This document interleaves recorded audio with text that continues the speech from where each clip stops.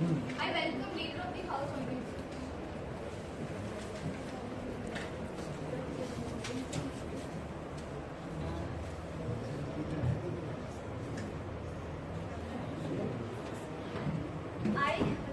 मैं विक्रांत कुंडीर ईश्वर की शपथ लेता हूँ कि विधि द्वारा स्थापित संविधान के प्रति सच्ची श्रद्धा और निष्ठा रखूंगा। मैं भारत की प्रभुता और अखंडता अक्षुण्ण रखूंगा।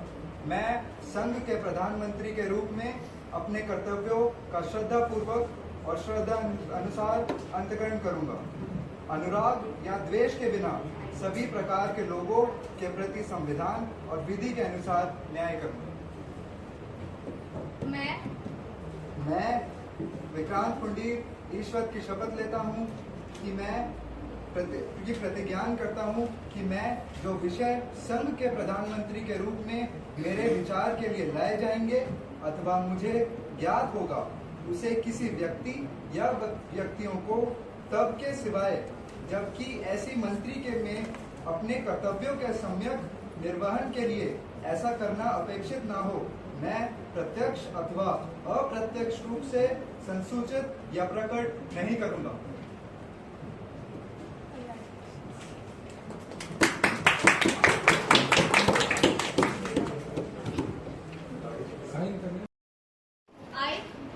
I, Pooja Gehlot, have been elected a member of House of the People, who swear in the name of God that I will bear true faith and allegiance to the Constitution of India by the law established, that I will uphold the sovereignty and integrity of India, and that I will faithfully. Pro-tem Speaker, I am entrusted with the duty to conduct the responsibilities until the Speaker of our House is elected, and I request all the members to maintain decorum and the dignity of the House.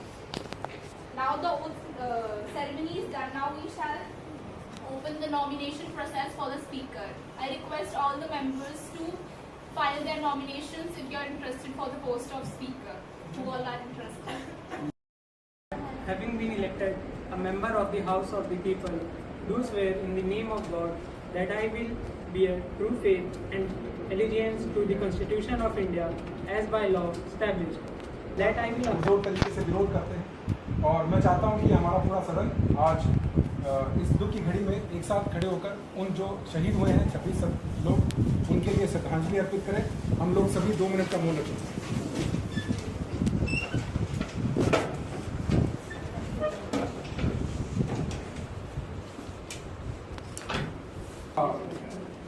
आज session को शुरू कर रहे हैं और session का आज पहला दिन है।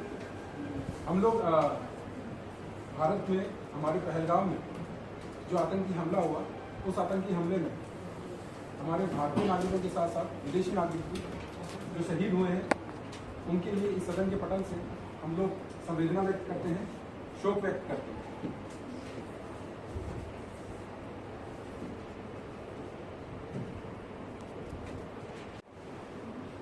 बहुत ही दुख के साथ खड़ा होता हूँ।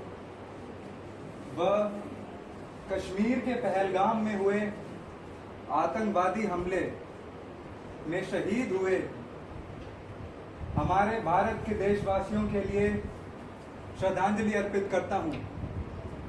यह हमला आतंकवादियों ने उन 26 व्यक्ति जो भारत के नागरिक ही नहीं, हमारे भारत का एक हिस्सा थे,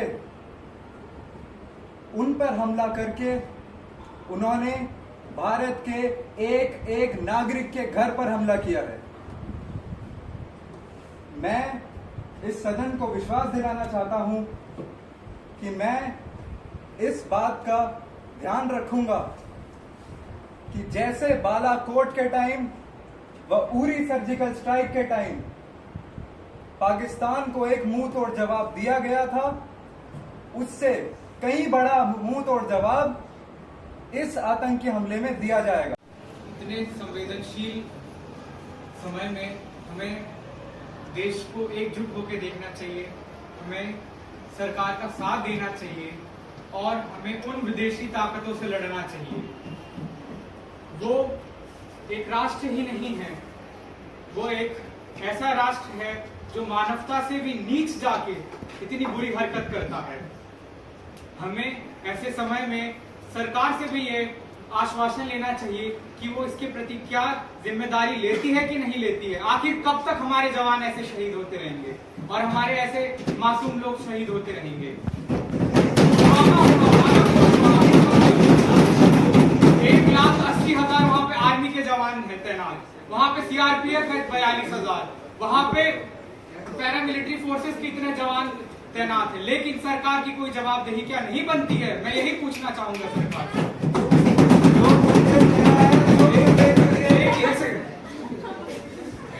लेकिन समय आने पे जवाब दिया जाएगा अभी आप। लेकिन ऐसे ना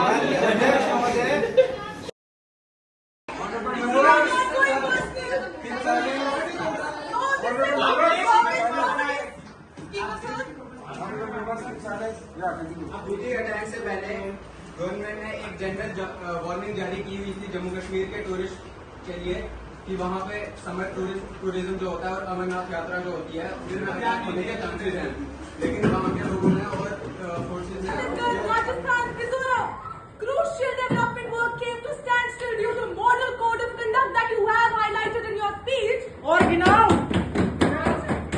is it fair to let governance suffer so frequently? One nation, one election aims to cut cost. जो तुम लोग नहीं पे करते, saving thousands of crores of the taxpayers' money. Second, allow uninterrupted government without endlessly holding welfare schemes. Third, improve voter participation by reducing the fatigue, because we, as citizens, are having much important work and coming up to that electoral, polling booths every time. It takes energy and time and investment. Have policy empowering the electorate by making the national and regional mandates clearer. Even Indira Gandhi, I would love the opposition to hear it clearly. Even Indira Gandhi.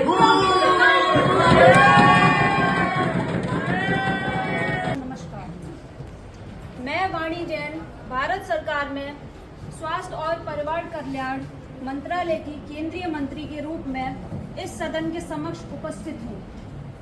आज देश की स्वास्थ्य नीतियों पर चर्चा हो रही है, तो मैं केवल उत्तर देने नहीं बल्कि जिम्मेदार सरकार की सोच और संकल्प को इस सदन के सामने रखने आई हूँ। माननीय अध्यक्ष महोदय, मैं विपक्ष के इस प्रश्न का हृदय से स्वागत करती हूँ, क्योंकि जब खुद का स्वास्थ्य ढीला पड़ता है तभी दूसरों के इलाज की चिंता सताती है।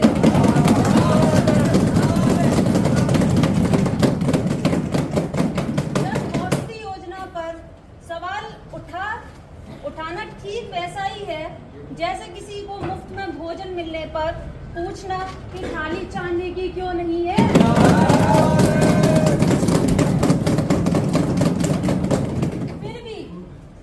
फिर भी सकारात्मक आलोचना का सम्मान करते हुए चाहूंगी कि आज देश भर में 10,500 से अधिक जन औषधि केंद्र चल रहे हैं।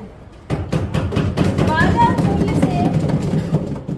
मूल्य से 50 से 90% सस्ती दवाइयां उपलब्ध कराकर हमने गरीब जनता को 20,000 करोड़ से अधिक की बचत करवाई है।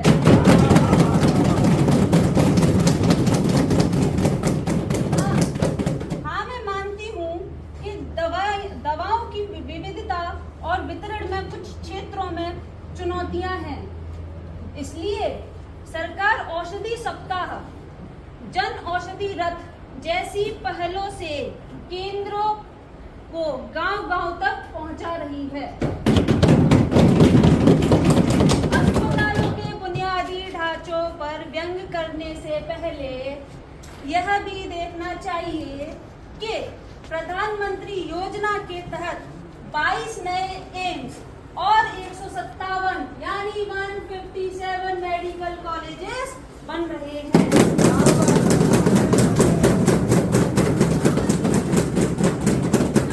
केवल कागजी घोषणाएं हो रही हैं।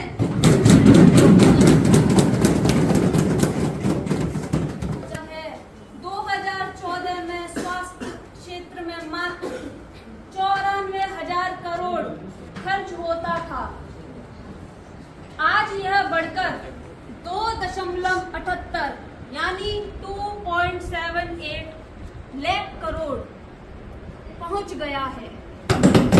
जीडीपी का 2.1%, 2.1% स्वास्थ्य पर खर्च का हम वादा नहीं वचन निभा रहे हैं और आगे भी निभाते रहेंगे।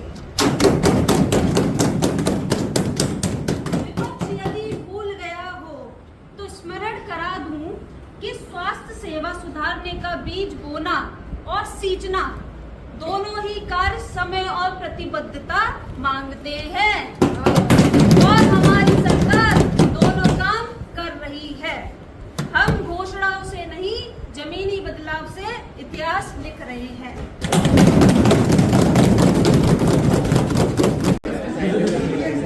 And everyone presented over here. So I sincerely appreciate the concern raised regarding the issue of the Anganwadi workers. As it is important in welfare and nutrition progress, the suggestion made to Poshan Abhiyan as a patient Abhiyan is in light of the grievances expressed by the Anganwadi workers. It highlights the serious issue, the call for better recognition, fair wages and improved working conditions. It is important to address their sentiment with both respect and responsibility. I would acknowledge that the Anganwadi workers have indeed shown incredible patience, resilience and commitment often under some circumstances. However, the essence of Poshan Abhiyan, which stands for Prime Minister overarching scheme for holistic nourishment, is focusing on achieving the crucial goal of eliminating malnutrition and promoting holistic child development in India. Regarding the grievances of Anganwadi workers, government fully recognizes their indispensable role as significant steps have already taken to revise their honorism in recent years. Furthermore, the efforts are being made to provide them with better tools, digital resources. Even in past few years, the honorism has been increased multiple times. As insurance coverage under the Pradhan Mantri Jeevan Jyoti Bima Yojana and PM Suraksha Yojana has been extended to them. And skill upgradation programs have been launched to ensure Anganwadi workers and not just caregivers but empower community leaders also. Now under this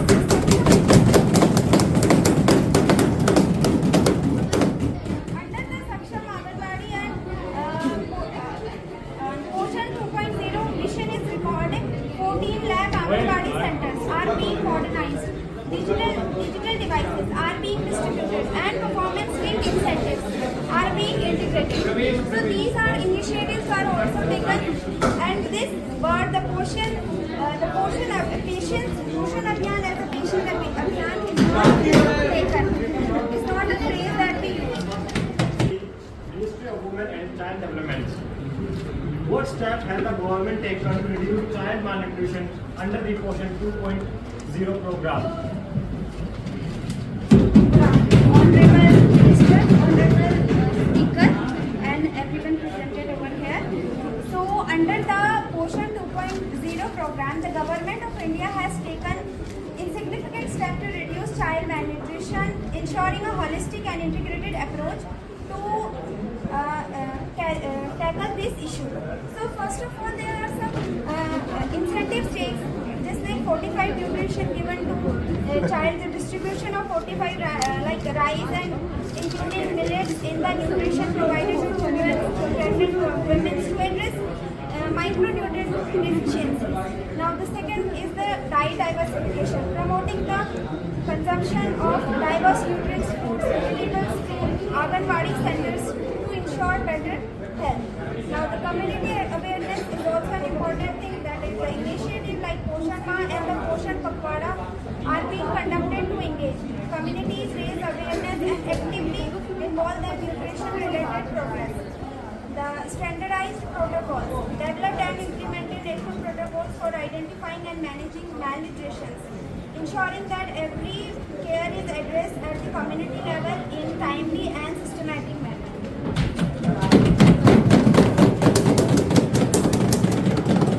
and family welfare से माननीय मंत्री जी, आयुष्मान भारत योजना कागजों पर तो तो बहुत भव्य प्रतीत होती है, पर क्या मैं निवेदन कर सकती हूँ कि क्या ये वास्तव में मोदी केयर है या सिर्फ शो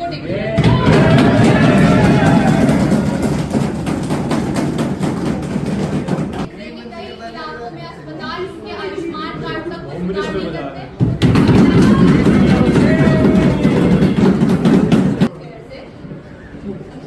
माननीय मंत्री जी, आयुष्मान भारत योजना कागजों पर तो बहुत भव्य प्रतीत होती है, पर क्या मैं निवेदन कर सकती हूँ कि क्या ये वास्तव में मोदी केयर है या सिर्फ शो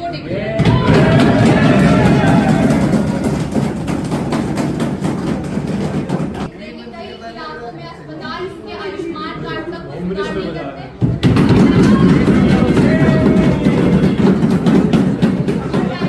मरीजों को सैकड़ों दूर जाना पड़ता है, इलाज के लिए भटकना पड़ता है। जब देश के चिकित्सा महाविद्यालय में स्टाफ की कमी से जूझ रहे हैं, तो क्या माननीय मंत्री ने कभी स्वयं इन अस्पतालों का दौरा किया है? केवल रंगीन डैशबोर्ड की चमक पर भरोसा किया जा रहा है। जब ग्रामीण भारत में स्वास्थ्य साक्षरता आज भी चिंताजनक रूप में निम्न है, तो सरकार इस घोषणा और वास्तविक उपलब्धता के बीच की खाई को कैसे काटने की आता है?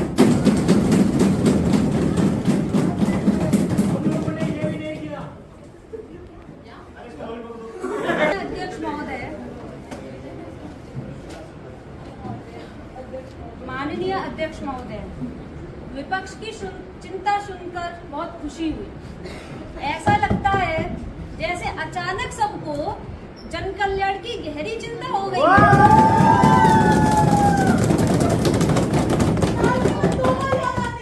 भले ही पिछले दशकों तक प्राथमिक स्वास्थ्य केंद्र भी प्राथमिक समस्याएं केंद्र बने रहे हों। आयुष्मान भारत योजना आज दुनिया की सबसे बड़ी हेल्थ इंश्योरेंस योजना है।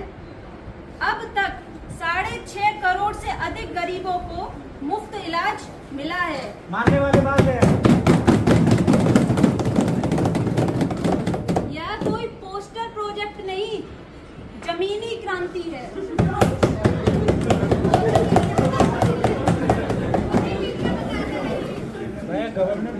कुछ अस्पतालों द्वारा योजना में गड़बड़ी करने पर हमने आयुष्मान मित्र तैनात किए हैं और अनुबंध यानी कॉन्ट्रैक्ट रद्द करने जैसे सख्त कार्रवाई की है और वो चल भी रही है। गड़बड़ियों पर आंखें मूंद लेना हमारे संस्कारों में नहीं है।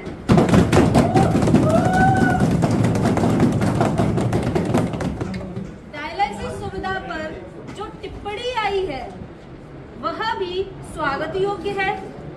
पीएम राष्ट्रीय डायलिसिस कार्यक्रम के तहत हम 1200 से अधिक इकाइयां चालू हैं।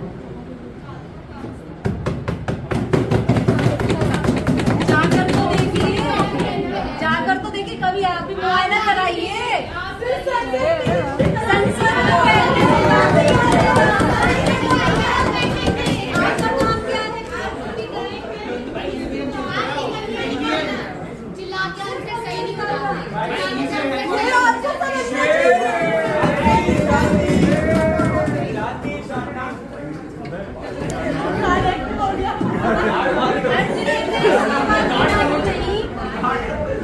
हर घर पर डायलिसिस जैसी उन्नत सेवाएं भी हमारी प्राथमिकता में है। डॉक्टरों की संख्या पर सवाल उठाते समय शायद विपक्ष भूल जाता है कि हमने एमबीबीएस सीटें दुगनी कर दी हैं और 3 सीटें भी लगभग दुगनी कर दी हैं। हालांकि पहले उत्तर में ही मैंने बताया था कि एम्स की संख्या भी बढ़ी है और मेडिकल कॉलेजेस की संख्या भी बढ़ी है। कृपया उस पर भी ध्यान दे दीजिएगा। डॉक्टरों की खेती नहीं, डॉक्टरों का निर्माण करेंगे। यहाँ पर भी बड़े पैमाने पर काम हो रहे हैं। 1.5 लाख स्वास्थ्य और कल्याण केंद्रों के माध्यम से रोकथाम आधारित स्वास्थ्य संस्कृति विकास की जा रही है। आज का भारत कागजी घोषणाओं से नहीं, ठोस परिणामों से अपने नागरिकों को स्वास्थ्य का अधिकार दे रहा। हम मानते हैं, हम मानते हैं स्वस्थ होनी चाहिए, लेकिन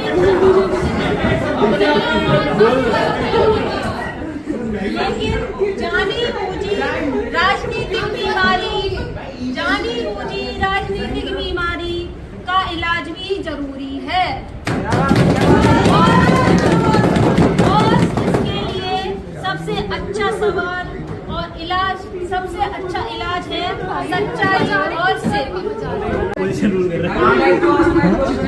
Finance Minister, will the Honorable Finance Minister kindly enlighten us on the admirable logic behind implying 18% GST on the modest profit margins of registered used car dealers on vehicles that, mind you, were already taxed heavily at their first sale? Surely, in a country where middle-class families stretch their savings just to afford a single second-hand car, the best way to promote affordable transportation is by making even used vehicle financial out of reach.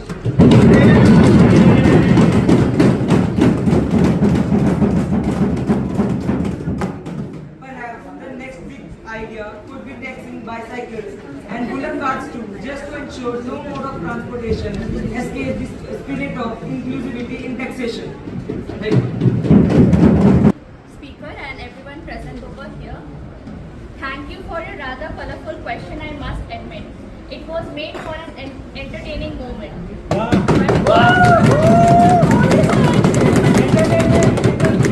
Let's address the concern, core of the concern, GST on used cars. I understand the emotional appeal of claiming that second-hand cars are now out of reach. But however, let's not forget the context here. The GST is levied on dealers' margin, not the entire value of cars. It ensures Taiba and the proxy, the resistant front carried out this barbaric attack.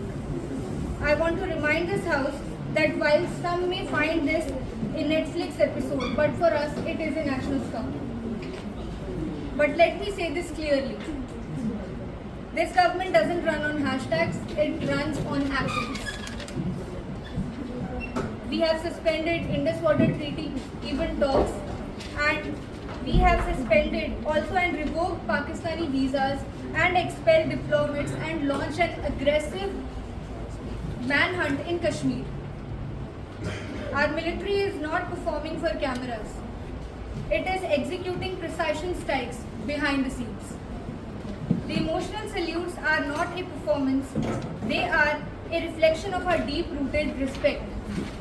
But yes, I accept nation building is not a 3-day media cycle. It is, and we are committed to long-term reform in intelligence, border security and counter-terrorism coordination. First of all, thank you, Honorable Speaker, sir, for giving this opportunity. My question is with Ministry of Education, Rashika, Minister of Education, Rashika. My question is, while we proudly claim to build a Viksit Bharat or some sort of Vishwa Guru, why is education budget shrinking every year from 6 to 7% to a humble 4 to 5%? Are we planning to make India develop, or are we planning to make India a Jhola Chhap Fakir?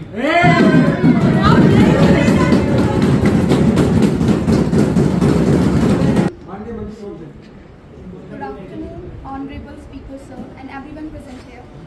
As an Education Minister, I understand that any reduction in the education sector budget raises a genuine concern among educators, students and citizens. However, I would like to clarify the rational thinking behind this decision. Firstly, जैसे आतंकवाद भी एक बहुत बड़ी समस्या है, हमें सरकार का साथ देना चाहिए, मैं यही मानता हूँ। और विपक्षी पार्टियों से भी जितना होगा, हम सारे दल से भी जितना होगा, हम सरकार के साथ ही खड़े हैं।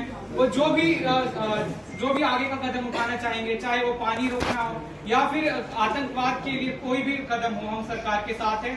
बस हमें केवल और केवल चाहिए कि वो पाकिस्तान को या फिर जो भी आतंकवाद का सीमा या जो भी केंद्र हो, उसको एक मुंहतोड़ जवाब दे।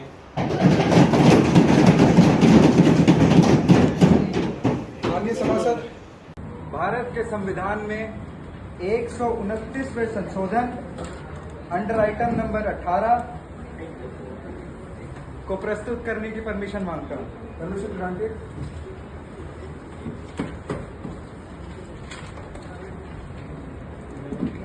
सभापति महोदय, यह बिल जो मैं प्रस्तुत करने जा रहा हूं, ये संविधान में 129वां संशोधन लाएगा।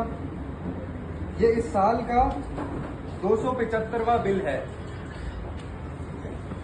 The bill that I am going to present shall amend the following articles. It also results in introductions of new articles such as Article 82A. Under the Article 82A, the President will declare a stipulated date by which the tenure of newly elected state assemblies and the Lok Sabha will end.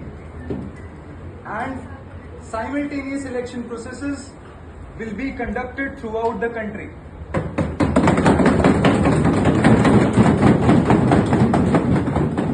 This insertion of new article will reduce the financial burden on our country, as well as it will contribute in making India unite again.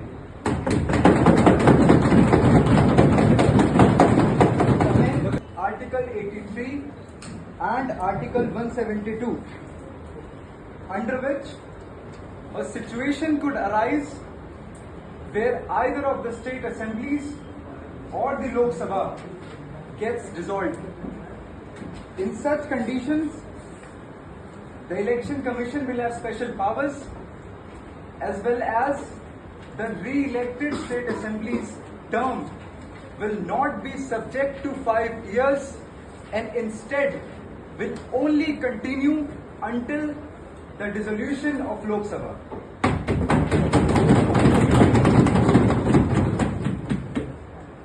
Another amendment goes for Article 327, under which the Parliament will be empowered to frame comprehensive laws through which the Parliament will be enabled and empowered to frame laws to support the process of simultaneous elections.